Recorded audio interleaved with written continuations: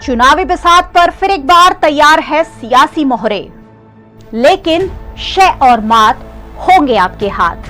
क्या होंगे चुनावी वादे, क्या होंगे चुनावी जुमले, कौन लड़ेगा मुद्दों पर चुनाव, कौन झोंकेगा देश की आंखों में धूल। जानिए और पहचानिए, आपका वोट, आपकी ताकत, आपकी हुकूमत।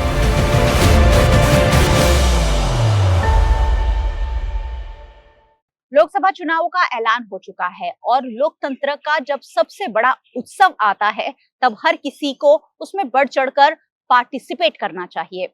जब भी कोई त्योहार आता है, चाहे किसी भी धर्म का हो, हर व्यक्ति उसमें बढ़ चढ़कर हिस्सा लेता है। हम बहुत उत्साह के साथ हर त्योहार को मनाते हैं और जब लोकतंत्र का त्योहार आ रहा है तब इसमें सहभागिता इसलिए भी ज्यादा जरूरी हो जाती है क्योंकि 5 साल के लिए हम सरकार बनाने वाले हैं।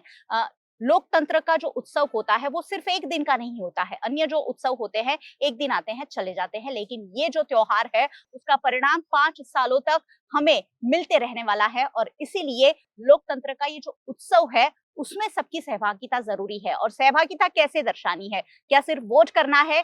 नहीं, सही और उचित वोट करना है। और सही और उचित वोट आखिरकार हम कैसे करेंगे? वो ऐसे करेंगे जब हमें पता होगा कि हमारा उम्मीदवार कैसा होना चाहिए, कौन से मुद्दों पर वो चुनाव लड़ रहा है और देश की जरूरतें आखिरकार है क्या।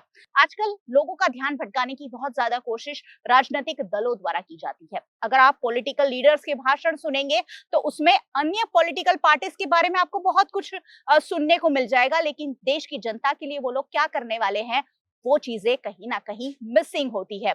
इसलिए आज मैंने कुछ यूथ को अपने साथ एकत्रित किया है क्योंकि देश का जो भविष्य है युवा है और आखिरकार युवाओं के मुद्दे क्या है, युवा क्या चाहते हैं सरकार से, युवा कौन से कैंडिडेट को और कौन सी पार्टी को, कौन सी सरकार को चाहते हैं, किसे वोट कर सकते हैं, किन मुद्दों पर चुनाव लड़ा जाना चाहिए। आज पॉलिटिकल साइंस बड़ोदरा की विश्व प्रसिद्ध एमएस यूनिवर्सिटी के डिपार्टमेंट ऑफ पॉलिटिकल साइंस के कुछ स्टूडेंट्स को मैंने अपने साथ एकत्रित किया है और उनसे मैं जानूंगी कि आखिरकार देश के मुद्दे क्या है, किन मुद्दों पर चुनाव लड़ा जाना चाहिए। मेरे साथ है सबसे पहले तेजस।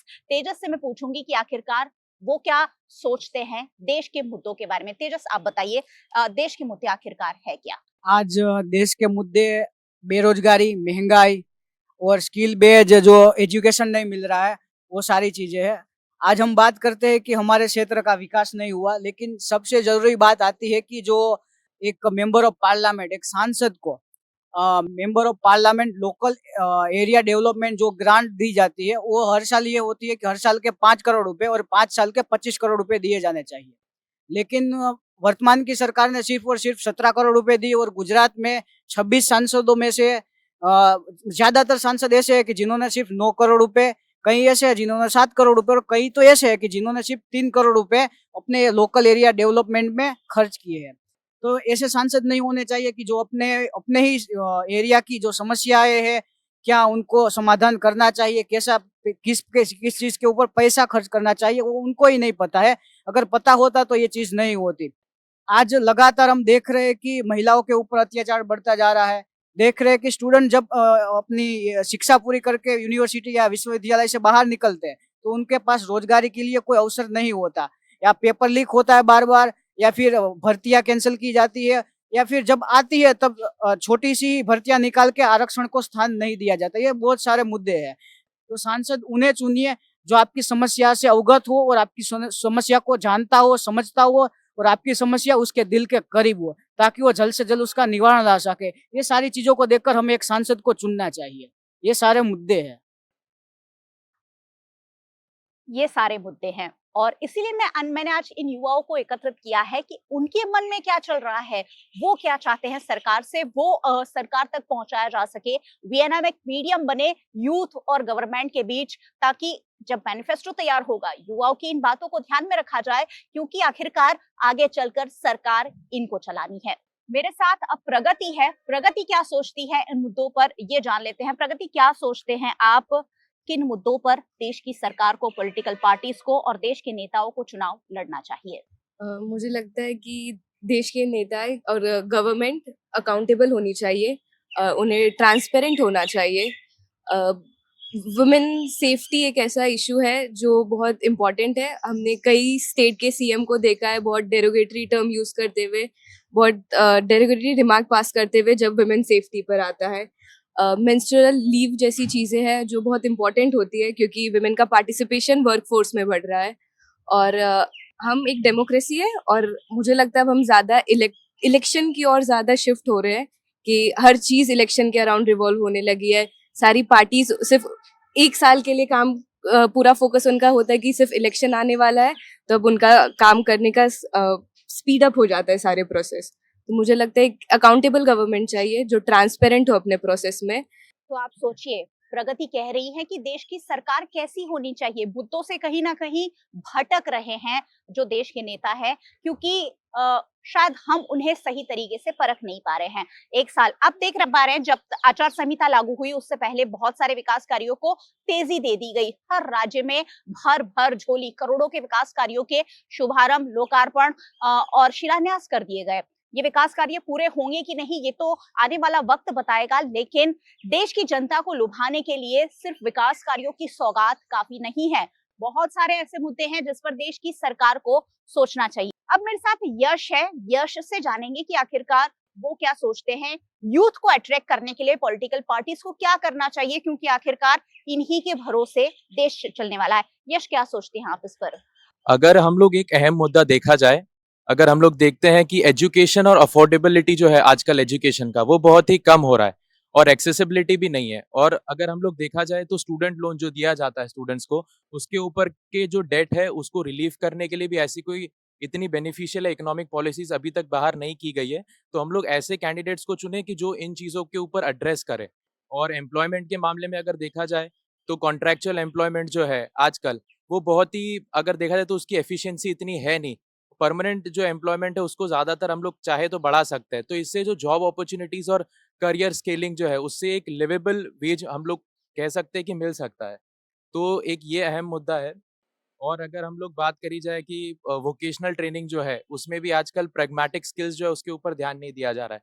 और ये जो है एक सर्विस सेक्टर की तरफ हम लोग ज़्यादा देख सकते हैं कि जॉब जो है वो ड्वेल हो रही है। तो ये एक तरीके का गिग इकोनॉमी की तरफ हम लोग बढ़ रहे हैं। तो ये ऐसे कैंडिडेट्स आए जो कि इस इश्यूज को एड्रेस करें अच्छे से और ऐसी इकोनॉमिक पॉलिसीज बनाए जो कि सबकी नीड्स और एस्पिरेशन को मद्देनजर रखते हुए बेनिफिट करें। जब भी आप यूथ के पास जाते हैं, अलग अलग चीजें आपको जानने मिलती हैं। शायद सरकार को भी ये सारे मुद्दे देश में है, लेकिन सरकार शायद फोकस नहीं करना चाहती है।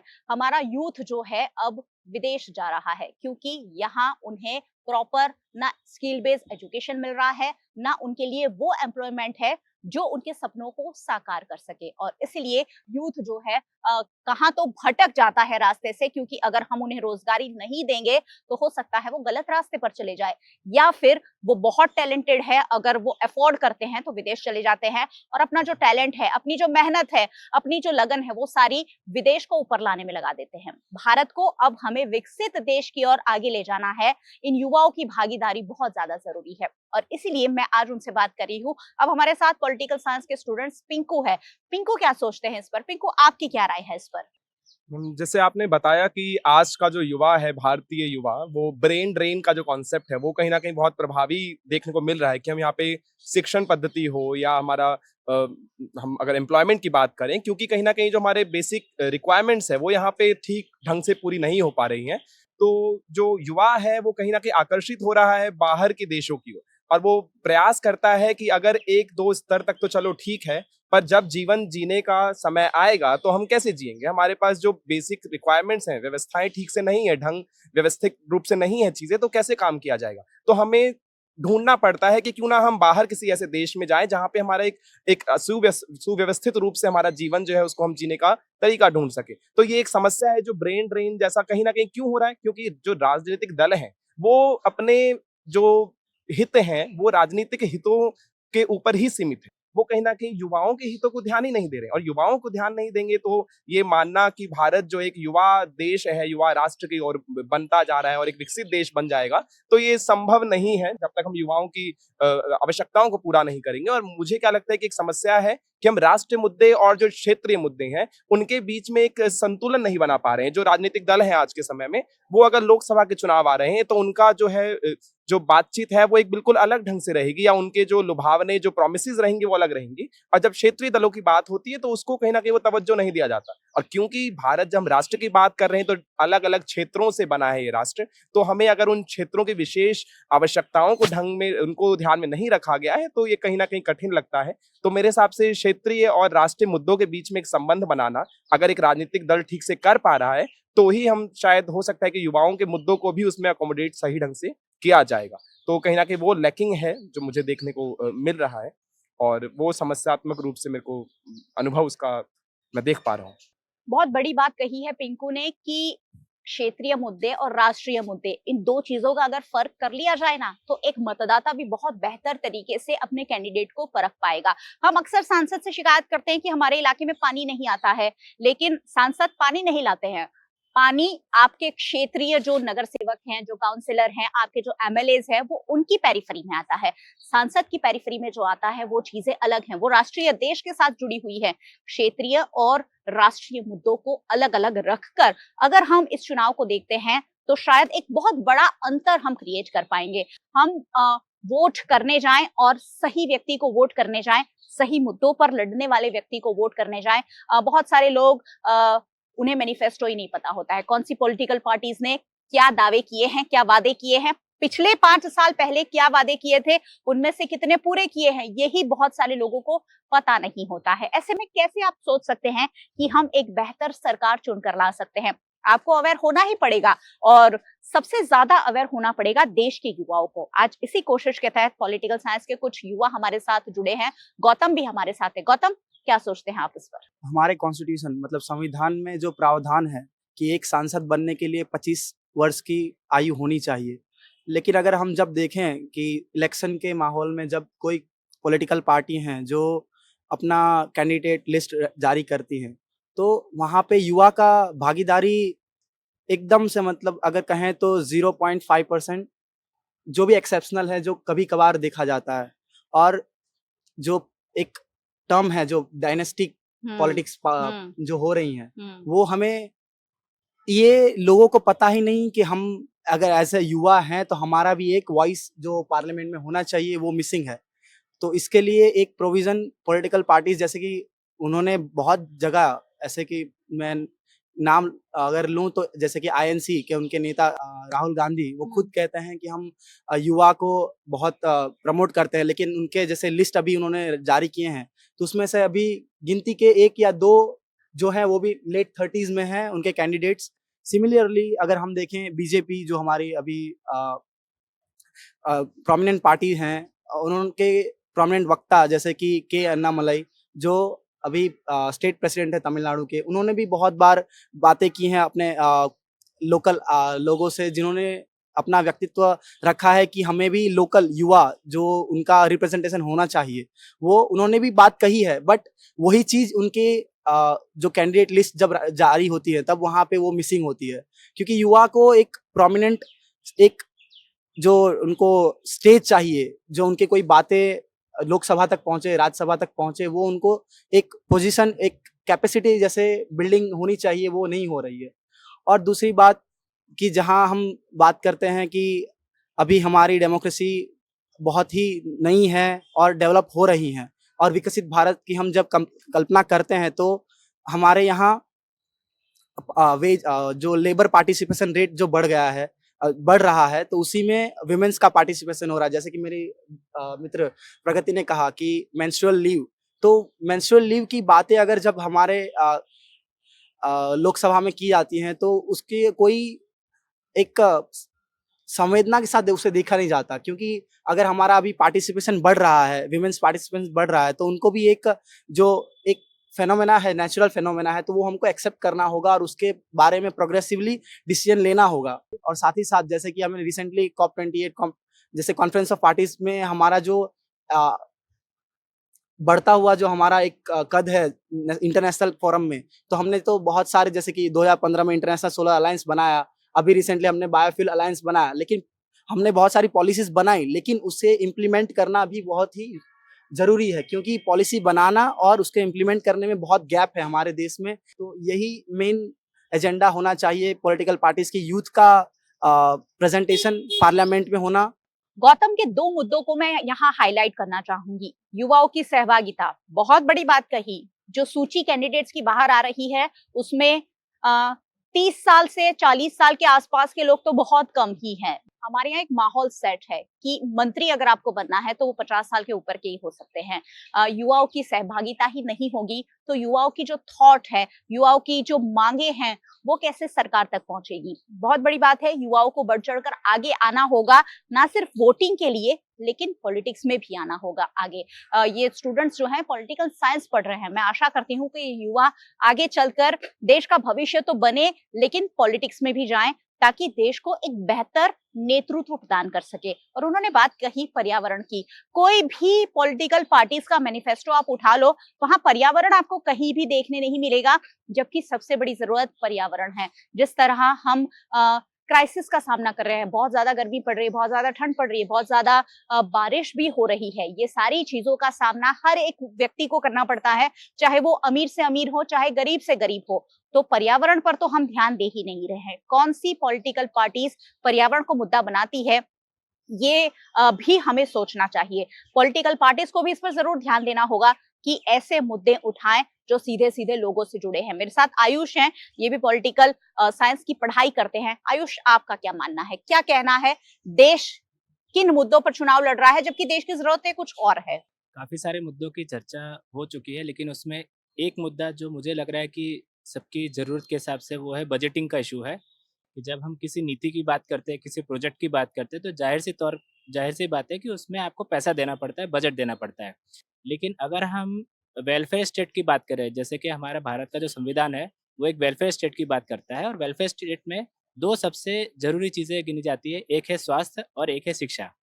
अगर हम शिक्षा की बात करें, तो चाहे कोई भी सरकार क्यों ना आई हो, इनमें से किसी ने भी जो बजटिंग है, शिक्षा का जो बजट है, वो 2% से ज़्यादा अभी तक करके गई नहीं है। इसमें ध्यान देने वाली बात ये है कि 1964 में कोठारी कमीशन बनाई गई थी, और उस कोठारी कमीशन ने काफ़ी सारे रिकमेंडेशन दिए थे। उसमें से एक बहुत ही महत्वपूर्ण रिकमेंडेशन ये था कि शिक्षा के पीछे सरकार को कम से कम जीडीपी का 6% खर्च करना चाहिए। लेकिन उसके बाद भी जितनी भी सरकारें आई हैं, आज तक किसी ने भी शिक्षा के जो बजट है उसको बढ़ाने के बारे में आज तक किसी ने सोचा नहीं है, चाहे वो पहले की सरकार हो या चाहे हमारी मौजूदा सरकार हो। साथ ही साथ में हम जो देख रहे हैं कि ये जो बजट नहीं दिया जा रहा है, इसके चलते आप स्कूल बना देते हैं, लेकिन स्कूल में शिक्षकों की भर्ती नहीं कर रहे हैं, आपके पास में इंफ्रास्ट्रक्चर नहीं है, और कई सारे ऐसे स्कूल ऐसे हैं कि जहाँ पे जो बेसिक फैसिलिटीज़ है, जैसे पीने का पानी है, वॉशरूम नहीं है, बच्चों के लिए प्लेग्राउंड नहीं है, कंप्यूटर लेबोरेटरीज़ नहीं है।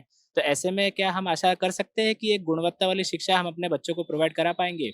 ये एक बहुत बड़ा इश्यू है।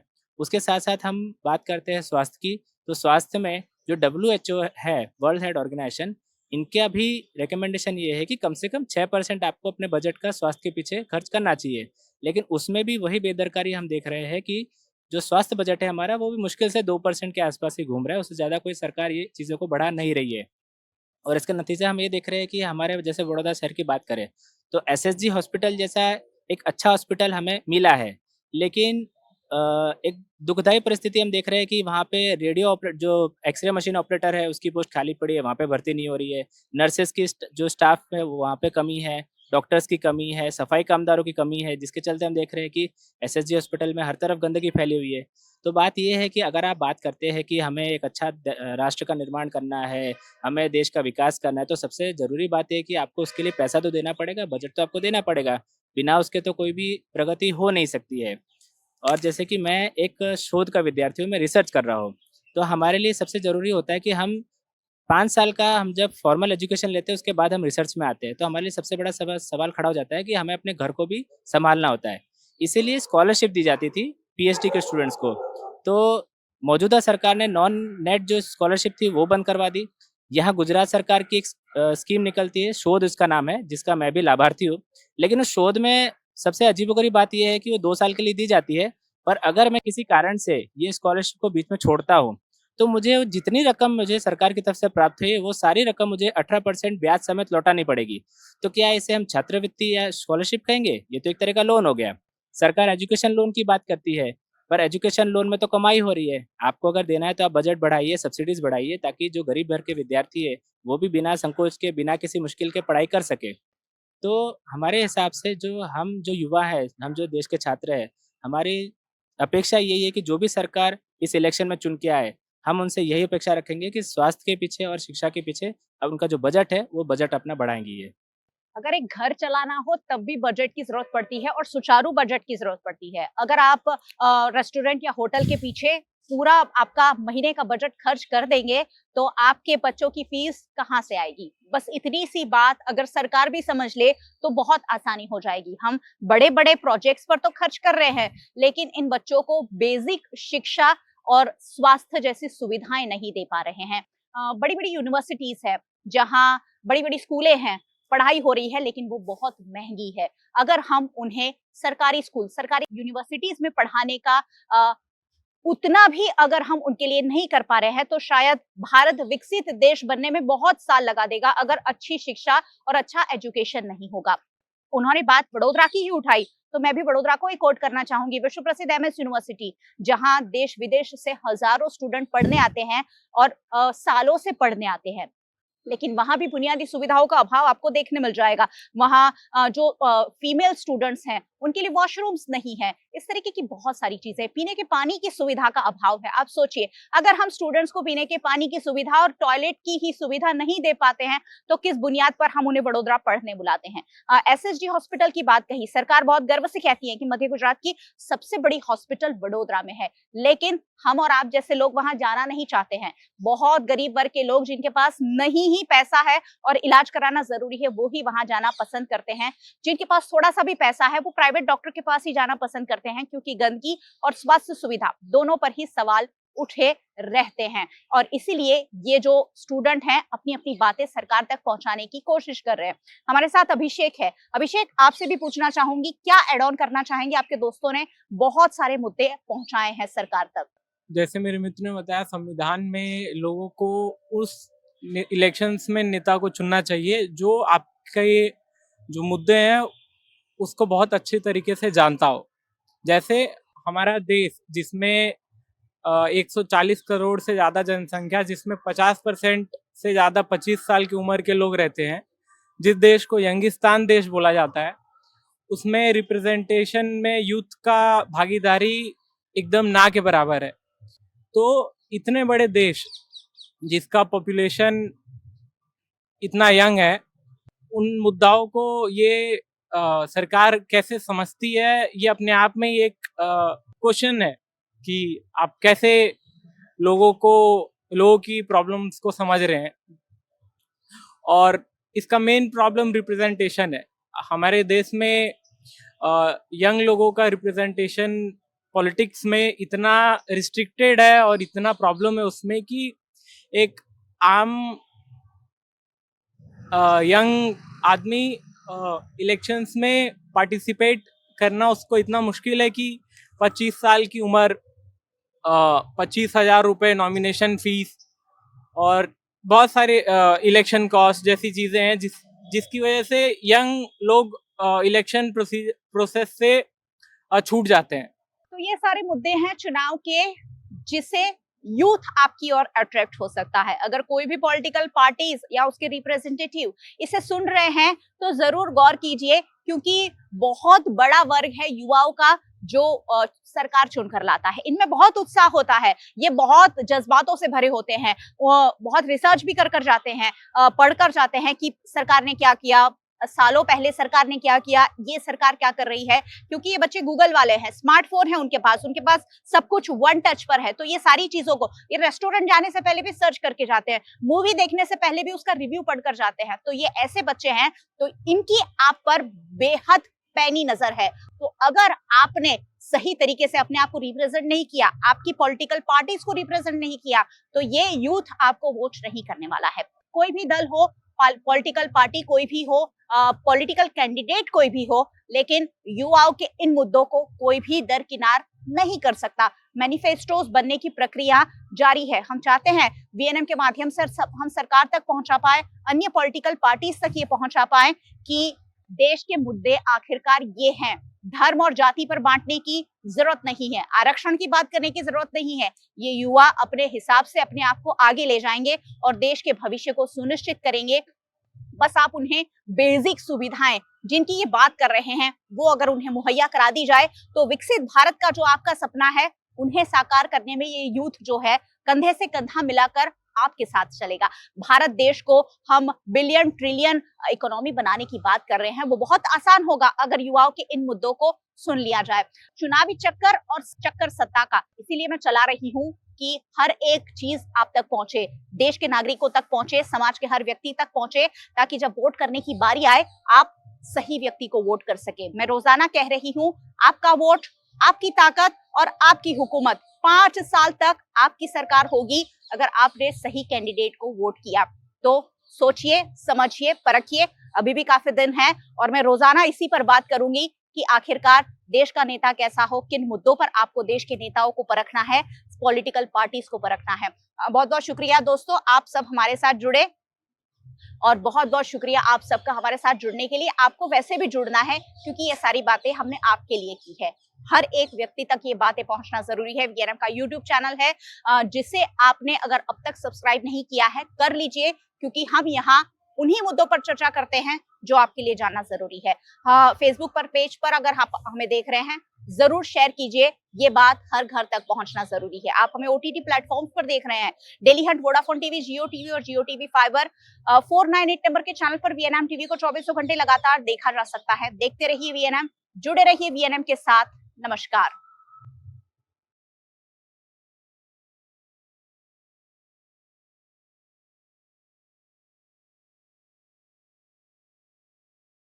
प्रोफेसर मार्कंड भट्ट गुजराती थिएटर का एक ऐसा नाम जिन्हें कोई परिचय की जरूरत नहीं।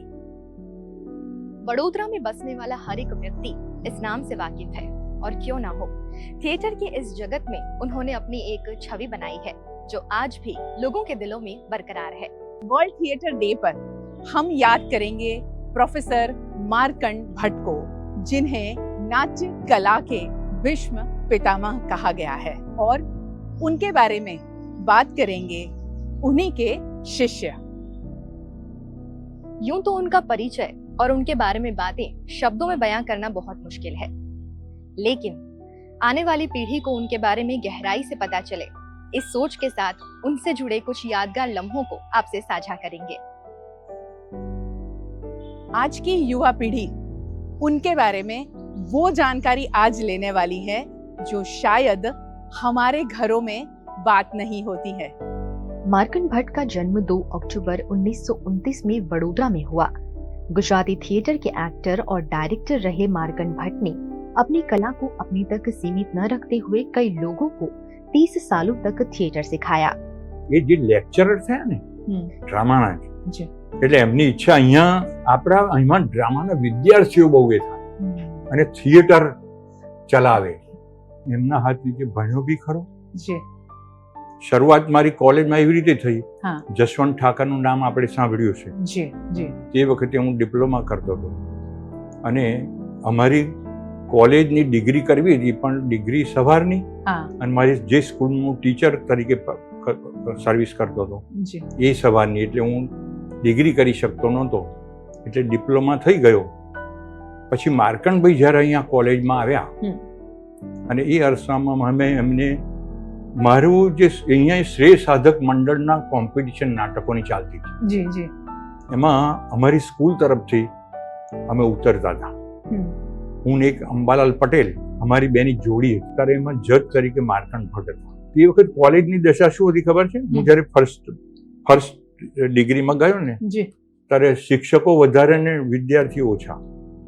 હું એકલો જ ડ્રામા ડિપાર્ટમેન્ટમાં, બીજું કોઈ છોકરો જ નહીં, એક જ સ્ટુડન્ટ, હું જ એક જ સ્ટુડન્ટ। તો પછી મને બી કારણ કરવાનું શું, નાટકો થઈ ના શકે, એ બહુ તો રેકોર્ડિંગ કરાવડાવે ને આવું કરે, પછી મેં ત્યાં અટકાવી દીધું, છોડી દીધું। પણ પેલા જજ તરીકે જ્યારે માર્કંડભાઈ હતા અને અમને જોયા ને આ 3 વર્ષથી ફર્સ્ટ નંબર, તો પછી હું ને મારો પેલો ફ્રેન્ડ અંબાલાલ પટેલ એમાં એમને ઘેર મળવા ગયા કે સાહેબ આમ વિદ્યાર્થીઓ તો છે નહીં, પણ જો તમે આ કોલેજ સાંજની કરો, ડિગ્રી કોલેજ ડ્રામાની, તો અમે બધા ડિગ્રી કરવા આવીએ. અચ્છા, તો વિદ્યાર્થીઓની સંખ્યા વધે અને એ ડિપાર્ટમેન્ટનું એ થાય ને, જી, તો તે વખતે રમેશ ભટ્ટ કરીને ઇન્ચાર્જ હેડ હતા. તો એ વાત કરીએ છીએ અને એમને થયું કે ડ્રામામાં કોઈ છોકરું જ આવતું નથી ને આપણે બેસી જ રહીએ છીએ આમ. તો એ સાંજની કોલેજ કરી. ઓકે, હવે મારે તો ફર્સ્ટ યર કરેલું જ હતું, એટલે સેકન્ડ યર ને થર્ડ યર, એટલે એ રીતે ડિग्री મારી कंप्लीट થઈ ગઈ. वैसे मैं बचपन से थिएटर करता था, लेकिन जब मैं छोटा था और स्कूल में काम करता था तब हमारे जगदीश भट्ट साहब वो एक भवाई करते थे, लोकनाट्य 79, जिसमें रास्ते का पत्थर नाम का एक भवाई था, जिसमें हमारे दोनों गुरु माने मार्कंड भट्ट सर और यशवंत केड़कर सर दोनों वो काम कर रहे थे. और पहली बार मुझे पता नहीं था कि ये इतने बड़े गुरु हैं, क्योंकि हम स्कूल में पढ़ते थे. लेकिन जब पहली बार यहाँ पर आया और उन लोगों को काम करते देखा तो मुझे लगा कि मुझे कॉमर्स तो नहीं करना है, मुझे यहाँ ही आना है. उसके बाद जैसे मेरी 12वीं खत्म हुई तब मैं चिल्ड्रन थिएटर जो है वो काफ़ी करता था. तो मेरा एडमिशन का वक्त आया और एडमिशन के लिए जब मैंने फॉर्म भरा, सब कुछ बातें हुई, मेरा एप्टीट्यूड टेस्ट था वो हुआ. और एप्टीट्यूड टेस्ट में मैंने अलादीन जादुई चिराग, उस वक्त का बड़ा नाटक था, मैं लीड रोल करता था उसमें, तो उसका सोलिलोक्वी मैंने किया. मुझे लगा कि मैंने अच्छा किया है. तब पहला ही सवाल मार्कंड भट्ट साहब ने पूछा कि आपको इतना सारा, माने आप एक्टिंग कर सकते हो वो तो पता चलता है, आपको मोल्ड किया जा सकता है, लेकिन आपको किसी ने ये स श और श नहीं सिखाया. तब मुझे पहली बार लगा कि वो स तो सही होता है, उसमें स श और श क्या है. तो बोले बेटा ऐसा नहीं होता है, नाटक में सबसे पहले जरूरी है भाषा शुद्धि. वो पहला, मैंने एप्टीट्यूड टेस्ट में मेरा पहला जो लर्निंग था वो ये था कि मैंने इतना बड़ा रोल किया, लेकिन उसके जब डायलॉग बोल रहा था तब सारे जो स है वो श बोल रहा था. वो पहला लर्निंग था और वो एप्टीट्यूड. अब आप सोच लीजिए कि सर का सिखाने का तरीका कैसा है. एप्टीट्यूड टेस्ट में आए फिर भी अगर वो भाषा में गलती करता है तो तुरंत उसको बताना है वो एप्टीट्यूड टेस्ट क्लियर करता है या नहीं करता है. बाद में फर्स्ट ईयर और सेकंड ईयर तो हमारे बाकी के जो टीचर्स थे वो थे. थर्ड ईयर में जब हम आए तब मार्कंड भट्ट सर हमें एक्टिंग वगैरह सिखा रहे थे. लेकिन उसके बाद वो 89 में सर रिटायर्ड हुए. उनके लिए हमने बड़ा मध्यांतर नाम का एक बहुत बड़ा फेस्टिवल यहाँ पर रखा था. लेकिन एक नाटक का एग्जाम्पल मुझे याद है और वो है उनका ग्रेट प्ले परित्रा. सो हम तो फर्स्ट ईयर सेकंड ईयर के स्टूडेंट्स से तो ज़्यादातर हमें कभी कभार प्रतिहारी बनकर या कुछ बड़ा सा ताशक लेकर वहाँ पर आना है, तो इतना बड़ा रोल तो हमें नहीं मिलता. लेकिन एवरीडे जो वो रिहर्सल करते थे उसमें जो हमें सीखने को मिलता था, वो डायरेक्ट कहे या वो इनडायरेक्ट जो लर्निंग था वो बहुत बड़ा प्यारा था. तो एक दिन ऐसा हुआ कि ज़्यादातर मैं प्रॉम्प्टिंग भी करता था और प्रॉम्प्टिंग करना मुझे अच्छा लगता था क्योंकि मेरे फादर पैरेलल थिएटर में वो काम करते थे, नयन मोदी.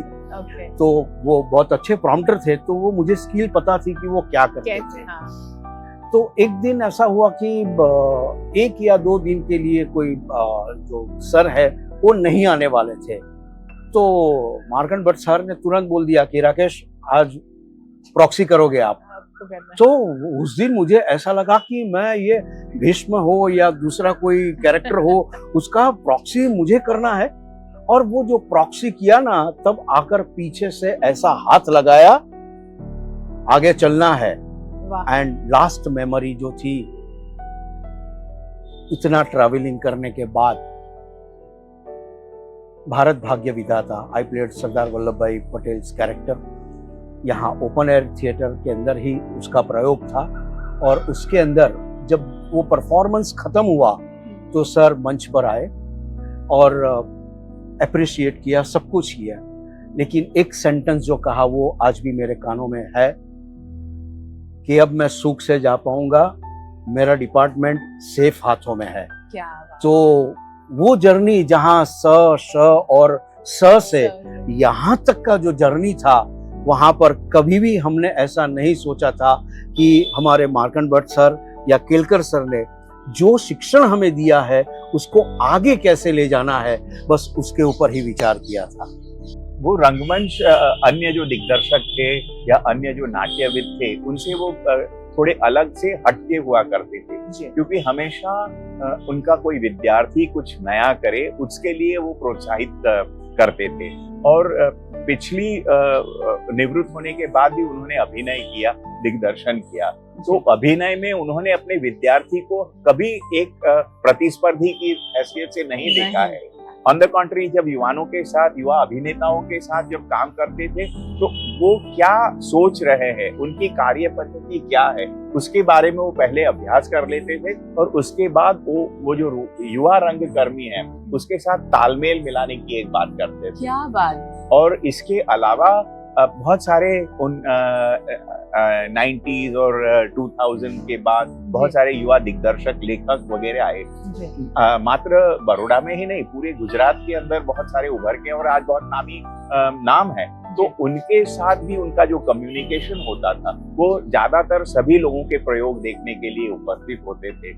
उनका दूसरा एक रवैया था कि उनके कवि बहुत सारे मित्र थे, वार्ताकार, नवल कथाकार बहुत सारे मित्र थे और फाइन आर्ट्स के भी बहुत सारे मित्र थे। तो ये जो बहुआयामी, बहुमुखी जो प्रतिभा उभर के आई है, वो मैं ये समझता हूँ कि उनका हमेशा एक कांस्टेंट डायलॉग रहा है बहुत सारे अन्य माध्यम के लोगों के साथ, और वो उनको बहुत ही प्रशिष्ट और विशिष्ट बनाता है।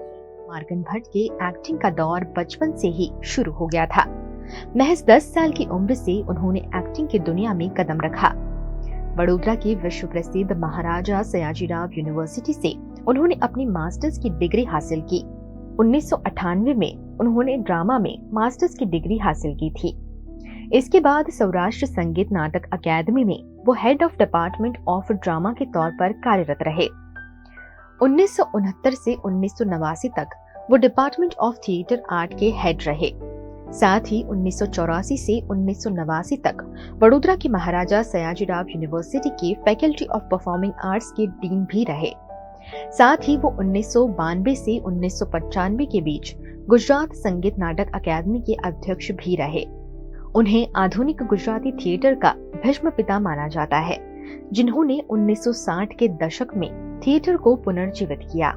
1960 का दौर ऐसा भी है कि तब गुजरात एक बहुत ही इम्पोर्टेंट स्टेट बन के उभर के आया और विभाजित हो गया महाराष्ट्र से। तो हमें अपनी एक प्रतिभा खोजने की, और 1960 में भट्ट साहब शायद 30 साल के थे या 25-26 साल के रहे होंगे। तो ये एक नई दिशा गुजराती रंगभूमि को खोजने, तब तक वो जो जूनी रंगभूमि थी या भांगवाड़ी की जो रंगभूमि थी वो अस्त की ओर आ चुकी थी। मुंबई में भी छोटे छोटे नए प्रयोग हो रहे थे। यहाँ भी चंची मेहता, जशवंत ठाकर वगैरह उनके पीछे खड़े हुए थे और उन्होंने भी उन्हें प्रोत्साहित किया कि नया नया कुछ करो। उसी दौरान बहुत सारे गुजरात के अंदर 60 के दशक के बाद लेखक आए, जैसे चीनू मोदी है या मधुराय है वगैरह। तो उनकी सारी कृतियां उन्होंने डिपार्टमेंट में अंदर उन्होंने प्रस्तुति की। ऐसे लोगों को, शिव कुमार जोशी जो थे कलकत्ता में, उनको यहाँ बुलाया, चीनू भाई को बुलाया। आप गुजराती रंगमंच के कोई भी दिग्गज नाट्य लेखक को ले लीजिए, तो ये सारी प्रक्रिया उन्होंने नए खोज की तरफ उन्होंने लगाई। इतना ही नहीं, अगर आप नाट्य विभाग का इतिहास चकासते हैं तो 60 और 80 के दशक में बहुत सारे फॉरेन के विद्यार्थी भी डिपार्टमेंट के विद्यार्थी रहे थे। जिसमें एक है प्रोफेसर जॉन ड्रू है, एक अफगानिस्तान का विद्यार्थी हुआ करता था, एक अफ्रीका से ओलातुंजी नजमुद्दीन करके हुआ करता था। इसके अलावा कैथरीन फ्री करके थी, जापान से 2-3 लड़कियां थी। तो ये सारे, मैं ये समझता हूँ कि ये सारे विद्यार्थी इसलिए डिपार्टमेंट में आए क्योंकि यहाँ कुछ अलग हो रहा था। और हमें ये भी मानना चाहिए कि ये एकमात्र ऐसा डिपार्टमेंट पूरे गुजरात में था जहाँ नाट्य शिक्षण दिया जाता था। और बहुत सारे युवान उस जमाने के बहुत रंग बिरंगे सपने लेके आए थे और हमारे बहुत सारे विद्यार्थी यहाँ से दूरदर्शन गए, नेशनल स्कूल ऑफ ड्रामा के विद्यार्थी रहे। उस जमाने में दूरदर्शन नहीं था, इसरो नाम की एक संस्था थी, तो इसरो में गए और इस तरह से उन्होंने पूरा ये जो डिपार्टमेंट की जो सुवास है वो भारत भर में वो सुवास उन्होंने फैलाई। तो ये जो सुवास फैलाने का जो काम है वो मार्कंड भाई ने किया। इसके अलावा समय समय पर यूजीसी की नई शिक्षण पॉलिसी जब आई उस जमाने में, तो नाट्य शिक्षण कैसा होना चाहिए उसके बारे में भी यहाँ पर सेमिनार किया। गुजरात गवर्नमेंट के साथ भी उन्होंने सेमिनार्स वगैरह यहाँ 3-3, 4-4 दिन के किया। विचार विमर्श हुआ कि किस प्रकार का रंगमंच होना चाहिए और उसी विचार विमर्श के आधार पर समय समय पर यहाँ का जो कोर्स था उसमें परिवर्तन लाते गए। पहले तो ये फाइन आर्ट फैकल्टी का भाग हुआ करता था, बट प्रोफेसर मार्कंड भाई और प्रोफेसर हरिवर्धन परिक ये दोनों ने मुहिम उठाई और उन्होंने फाइन आर्ट से अलग होके अपनी फैकल्टी हो परफॉर्मिंग आर्ट की, और वो 82-83 में वो कामयाब भी हुए और फैकल्टी को अपना दर्जा मिला। तो वो college of Indian dance music और ड्रामेटिक्स की वजह से फैकल्टी ऑफ परफॉर्मिंग आर्ट, ये सबसे बड़ी। उससे पहले 70 के दशक में ये हुआ था कि 70 का दशक राजकीय से अगर हम देखते हैं तो बांग्लादेश का एक प्रॉब्लम था, पाकिस्तान के साथ वॉर थी, अनाज कम था, तो एक हमारा पूरा जो भारतीय समुदाय है वो एक आर्थिक संकट से गुजर रहा और उसकी असर शिक्षण पे भी आई। तो नाट्य विभाग में इतने विद्यार्थी का मौजूद होना नहीं हो पा रहा था। तो जो यूनिवर्सिटी के जो संचालक थे उन्होंने कहा कि ये नाट्य विभाग को बंद किया जाए और इसको कोई भाषा की, गुजराती भाषा, हिंदी भाषा, अंग्रेजी भाषा के अंदर मर्ज किया जाए। तब मार्कंड भाई ने अकेले अपने हाथ से मुहिम उठाई और कहा कुछ भी होगा लेकिन ये नाट्य विभाग दूसरे विभाग के साथ मर्ज नहीं हो। उन्होंने अपने जीवन में 1500 से ज्यादा गुजराती नाटकों में अभिनय किया है।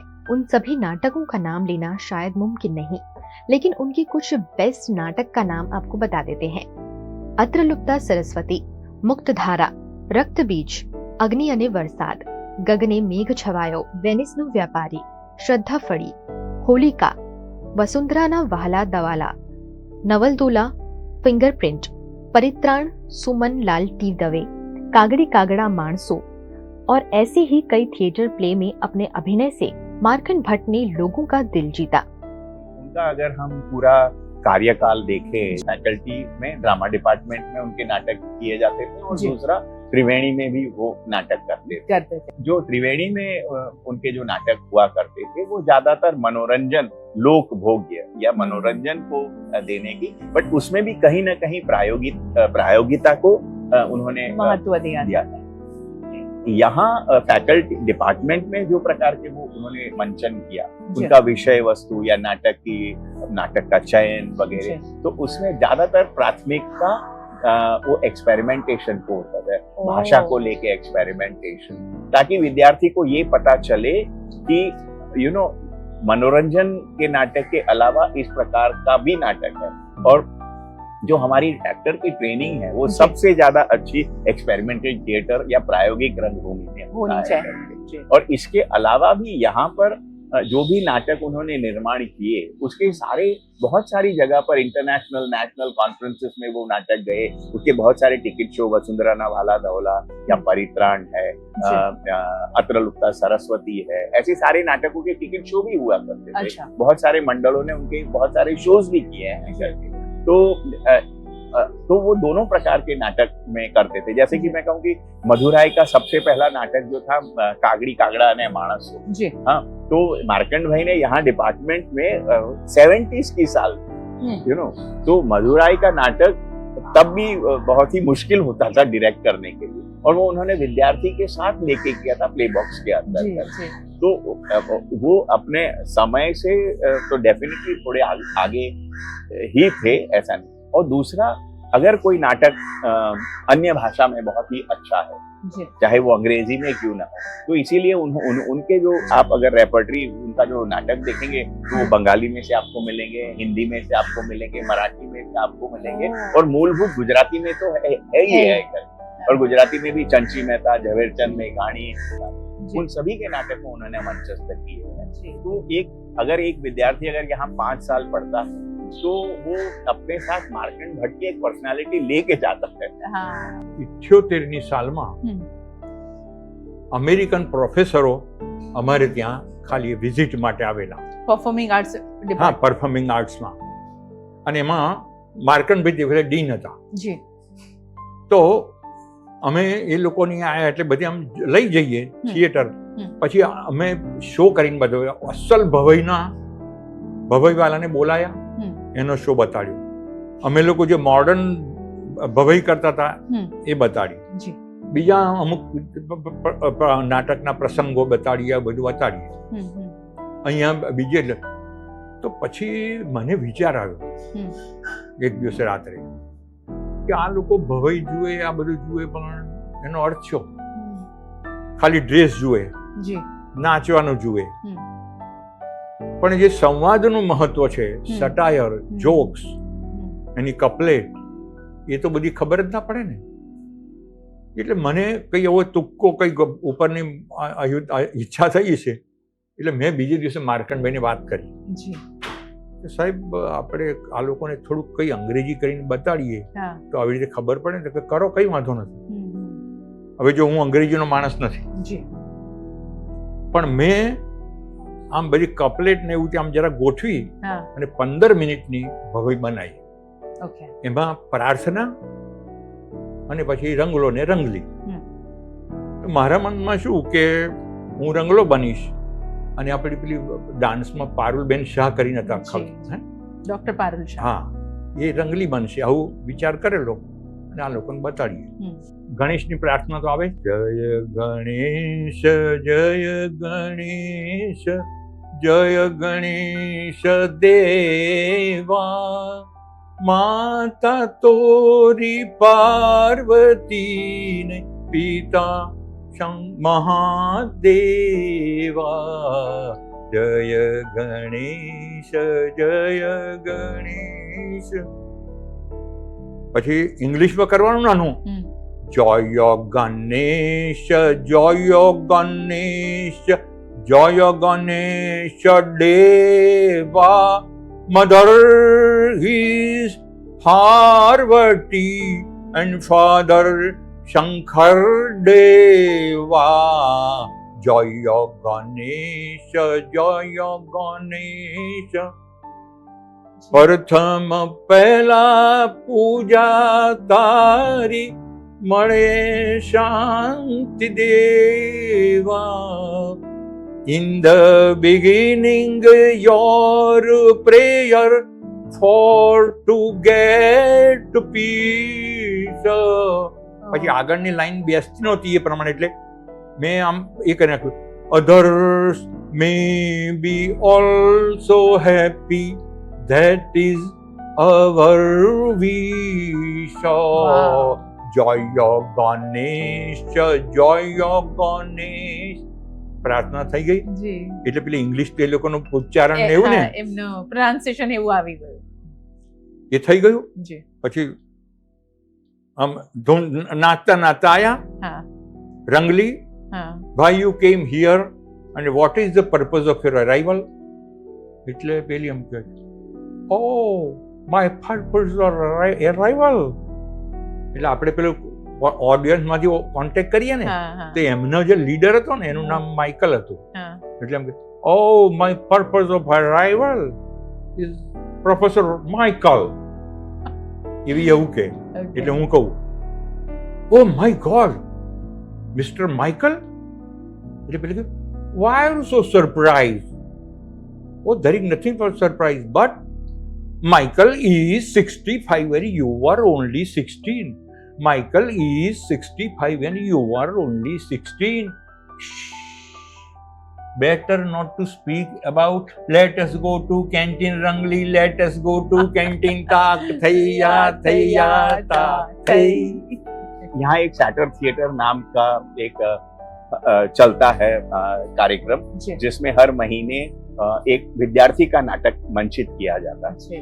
तो मार्कंड भट्ट ऐसे पहले थे कि जिन्होंने इस जो ये सैटर थिएटर की जो मूवमेंट है, मुहिम है, उसके पीछे उनका ये कहना था कि अगर हम युवाओं को एक प्लेटफॉर्म नहीं देंगे तो हमारा युवान धन है, जिसमें टैलेंट है, वो लोगों तक कैसे पहुंचेगा करके। और अगर आप 80 और 90s के दशक को देखें तो इतने सारे अच्छे अच्छे नाट्य प्रयोग यहाँ उपस्थित किए हैं। तो ये सारी क्रेडिट दूसरा कोई दे या न दो, पर हम विद्यार्थी की हैसियत से तो इसके लिए हमें उनको शत शत नमन करना ही पड़ेगा। और उसी 80 और 90s के दशक में यहाँ के बहुत सारे युवान थे जिन्होंने यहाँ ग्रेजुएशन किया था, तो वो सारे दूरदर्शन वगैरह में लग गए। तो दूरदर्शन में भी वहां भी उन्होंने मिनिस्ट्री ऑफ कल्चर से लड़ाई की, क्योंकि दूरदर्शन में नौकरी के लिए ग्रेजुएट ऑफ एनी डिसिप्लिन ऐसा क्वालिफिकेशन मांगा।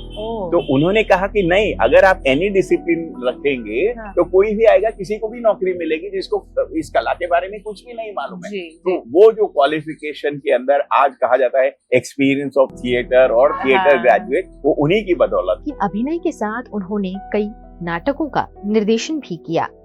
धारा गुर्जरी, परित्राण, शेतल ने कांठे जैसे नाटकों को उन्होंने डायरेक्ट किया। वो लगभग वर्ष 2000 तक एक अभिनेता और निर्देशक के तौर पर सक्रिय थे और फिर उन्होंने अपने संगठन त्रिवेणी के माध्यम से थिएटर पर ध्यान केंद्रित किया। त्रिवेणी की रचना 1960s में हुई थी शुरुआत में, और उसका एक ही था कि उस जमाने में वो तो लेक्चरर थे यहाँ पर, वो he was not the head of the department. तो उनके जो टीचर्स चंची मेहता थे, फिर आरसी मेहता सर संगीत के बहुत ही तजज्ञ, एक ये हुआ करते थे, जशवंत ठाकर हुआ करते थे, तो बहुत बड़े बड़े नाम वो लोग हुआ करते थे। लेकिन डिपार्टमेंट की एक पॉलिसी ये थी कि विद्यार्थियों को पढ़ाना, जो भी नाटक यहाँ किया जाता था उसका शो बाहर करने की अनुमति नहीं थी, क्योंकि उस जमाने में ये कि विद्यार्थी बाहर जाके शो करे, इस प्रकार का कंसेप्ट नहीं था। तो उसकी वजह से बहुत अच्छे अच्छे प्रोडक्शंस जो होते थे वो लोगों तक पहुंचते नहीं थे। तो वो ऑल्टरनेटिव करने के लिए उन्होंने त्रिवेणी की स्थापना की। और मार्कंड भाई का सदनसीब के उनके पास टीम अच्छी थी, जैसे उर्मिलाबेन छत्री या उर्मिलाबेन भट्ट, हाँ, वो उनकी हीरोइन थी। हर एक नाटक रंग करती थी, हीरोइन की जरूरत होती थी। और उर्मिलाबेन बहुत ही जाजरमान अभिनेत्री हुआ करती थी। इसके साथ इलाक्षीबेन ठाकुर, ऐसी बहुत सारी, यहाँ प्रफुल्लबेन थी, वो बहुत सारे कलाकार लेडीज और जेंट्स भी जुड़े। तो फिर उन्होंने उस टैलेंट को बाहर शोकेस करने के लिए त्रिवेणी की स्थापना की, और वहाँ वो इस प्रकार से नाटक करते रहे। तो त्रिवेणी और नाट्य विभाग के नाटकों में बहुत पतली एक भेद रेखा हुआ करती थी। लेकिन बाद में जब डिपार्टमेंट में ये परिस्थिति, परवानगी आ गई या परमिशन आ गई कि आप अपने नाटक बाहर मंचस्थ कर सकते हैं, तो फिर उन्होंने डिपार्टमेंट में ही ज्यादा ध्यान देके ये सारा नाट्य प्रवृत्ति यहाँ चलाई। उनको कविता बहुत ही प्रिय थी, टू बी वेरी, हाँ, वो बहुत अच्छे अच्छे गजल के मुखड़े वगैरह उनको बहुत याद रहते थे, और अक्सर उनको कवियों के साथ समय बिताना वो उनका पैशन था एक्चुअली। कवियों के साथ वो कई बार कलाकार, पेंटर है, स्कल्पचर है, ऐसे लोग भी होते थे। तो जब एक दौर त्रिवेणी में भी हर अप्स एंड डाउन्स हुए हैं, तो एक दौर आया था कि हमारी आर्थिक परिस्थिति बहुत अच्छी नहीं थी त्रिवेणी की करके। तो फिर उन्होंने सोचा कि हमको ऐसे नहीं बैठना है, तो एटलीस्ट हम महीने में 2 अच्छे कवियों को बुलाएं और उनके सामने कविता पठन करें, क्योंकि कवि जब पठन करता है तो उसमें भी एक प्रकार का नाट्यात्मक तत्व होता है। और बहुत सारे युवान कवि उस में आए भी थे, वो भी काफी 5-6 साल तक वो कार्यक्रम भी चला। और उसकी वजह से क्या हुआ कि बहुत सारे गुजरात के नामांकित कवि वो बड़ौदा आए और उन्होंने अपना काव्य पठन। अगर उनके निजी जीवन की बात करें तो उन्होंने हिंदी फिल्म अभिनेत्री और गुजराती थिएटर की एक्ट्रेस उर्मिला भट्ट से शादी की, जिन्हें वो अपनी पढ़ाई के दौरान मिले थे। 1997 में उनकी पत्नी उर्मिला भट्ट का निधन हो गया। थिएटर की दुनिया में अपने अभिनय से अपना जादू चलाने वाले मार्कंड भट्ट ने वडोदरा के कई उभरते कलाकारों को अभिनय सिखाया। आजीवन उन्होंने अपने अंदाज से अपनी एक अलग पहचान बनाई। હું તો ઘણીવાર આવું કહેતો હતો જી કે આપણે મ્યુઝિક કોલેજ ગાડી ઉભા છીએ હા અને એક માણસ આમ જાય છે ચાલતો ચાલતો જી અને જે જરૂરત કરતા વધારે ટટાર ચાલે છે ઓકે અને પછી કોલેજના પગથિયા ચડવા જાય તો એકી સાથે બબ્બે પગથિયા ચડી જાય તો એ માર્કંડ ભટ્ટ।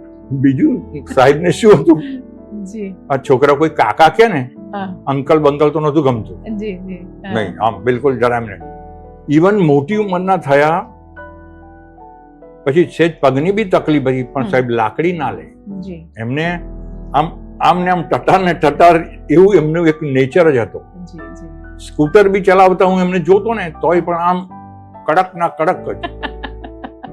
हमेशा एक युवा आइकन की तरह, युवा प्रतिभा की तरह उनका पूरा जीवन व्यतीत हुआ है बड़ौदा में। जी हमेशा जब वो जाहिर जीवन में रहते थे तो वो जो उनकी जो युवानी की जो गरिमा थी उसको प्रोजेक्ट करने का सतत उनका प्रयास होता था और वो मात्र शारीरिक युवानी से नहीं था, वो उनके विचारों में भी अभिव्यक्त था क्योंकि उनके बहुत सारे विद्यार्थी मित्र परिवारजन वो सारे के साथ एक युवा की तरह वो पेश आते। अपने शरीर और अपने स्वास्थ्य के लिए इतने बहुत सावधान रहते थे कि वो छोटी सी छोटी बात को भी कोई अगर कुछ कहता था इम्पोर्टेंट हेल्थ के लिए तो उसको वो अपनाते थे और दूसरों को भी सलाह देते थे। और सबसे बड़ी बात, नया युवानों वाला साहित्य हमेशा पढ़ना और उसके ऊपर चर्चा करना वो उनकी एक खासियत रही है, मिसाल रही।